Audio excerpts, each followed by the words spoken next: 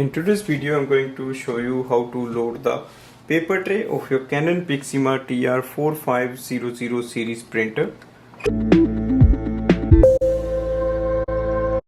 Open the front door and you will see the paper tray is here. You can pull it out and adjust the size according to your need. So just place it here and then you can just load it here. Now go to the printer control panel, select the paper type, letter, plain, and once you press OK, it's ready to print. And the next I'm going to show you how to load the photo paper. So take it out, photo paper, take the tray out.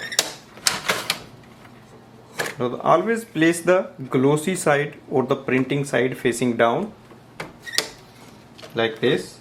Adjust the size.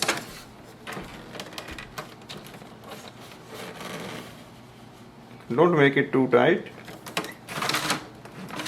Slide it in and this is the paper output tray. Press OK. Select the correct size of your photo paper. For example, if it's 4x6 inch, 5x7 inch, and then press OK and then select select the kind of paper, and then you are ready to use it. So this way we can load the A4 size paper and the photo paper in this printer. Thanks for watching.